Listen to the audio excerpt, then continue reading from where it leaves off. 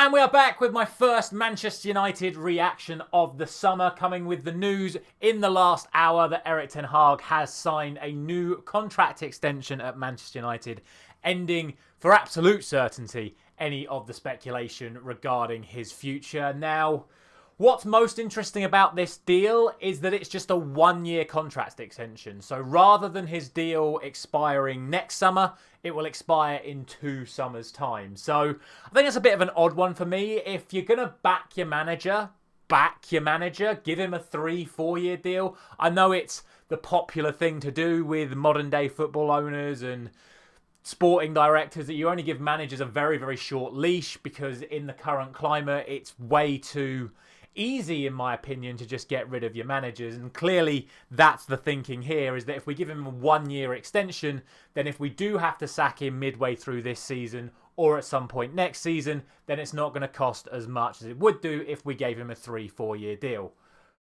My issue with it is if you were going to do that, don't have him sign a new deal. If his deal's going to expire next summer anyway, and we start having a bad season this season, then just let his contract expire, surely. Why give him just 1 extra year if you then still... To me, that just tells the manager that we're still not fully backing you.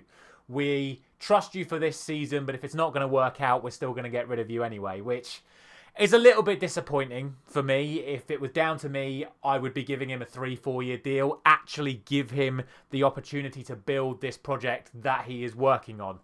What I would say, though, is that it does appear that Ineos and the new sporting director team, with Dan Ashworth now leading it, is looking to back Erik ten Hag in this transfer window. Obviously, the news coming in that we're supposed to be getting Ruud van Nistelrooy and the Go Ahead Eagles manager coming in to the club at some point this week as well, to really bolster Erik ten Hag's backroom staff, getting people into the football club that he wants running the football team.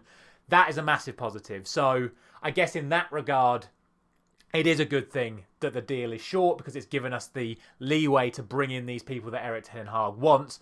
Obviously, again, the flip side of that being that if Erik ten Hag is going to leave, then those people will probably end up going with him. Although I have seen reports that the suggestion might be that one of the reasons we're bringing Van Nistelrooy back to the club is because Ineos see him as the actual eventual replacement for Erik ten Hag. So hopefully that doesn't become a sort of like tension between them. I'm hoping this is an Erik ten Hag choice to bring Van Nistelrooy into the club for his coaching expertise for what he achieved with PSV, and also, of course, his shooting expertise that he can pass on to Rasmus Højlund and any future striker signing. And speaking of future striker signings, it looks like at some point either this week or next week, I could be doing another reaction video to the signing of Joshua Zirkzee, as well as hopefully, and in my opinion, desperately, the signing of Matthijs De Ligt, who I think would be a phenomenal signing. So it's a positive start to the Manchester United summer transfer window with this announcement that Erik ten Hag is staying. I wasn't going to do a reaction to Tom Heaton and Johnny Evans re-signing, although I think it is positive for the club that both of those players have re-signed. This is the first big story of the window.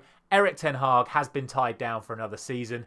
It's going to be an interesting one. Hopefully we can start getting deals done very quickly. Obviously there is a massive clear out that needs to be done as well, and it is a little bit concerning that we are now into July. The transfer window has now been opened for 4 days, and we're yet to see any real movement in terms of outgoings on the likes of Sancho, Greenwood, Maguire. I've seen reports about McTominay, Lindelof, Wan-Bissaka. If we're going to be moving these players on, we're only 2 weeks out from the start of pre-season, so we need to be getting these players moved on quickly and getting the new blood in, because we can't sign until we sell. Certainly the amount of players we want to be signing if we're going to do things that way. So that's my thoughts on it. Erik ten Hag stays. I'm very happy that he's staying. Like I say, a little bit disappointed that he's not going to be staying for longer than 2 years as things stand.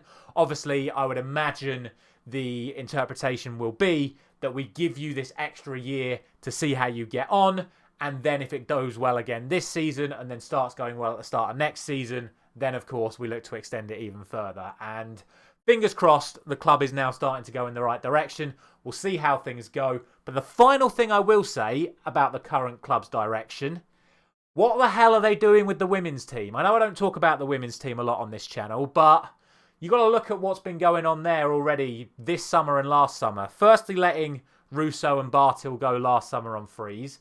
now letting Mary Earps go, now letting Katie Zellum go, and looking like Garcia's going to be going as well. It'll basically leave Ella Toon as our only recognised, established, proper high-level player at the football club. So I'd like to think that Ineos will try and give some care towards the women's teams as well, but Mary Earps' statement said it all about the actual current ethos around Manchester United's women's team at the moment. So if they are sacking off the women's team, I think that'll be a massive mistake, but hopefully they get that sorted as well. Let me know your thoughts on all of that down in the comments section. Thank you very much for watching as always. Erik ten Hag in, Manchester United to the moon. I don't think we're going to mount a title challenge just yet. I'm not going to go that crazy. I'm not stupid.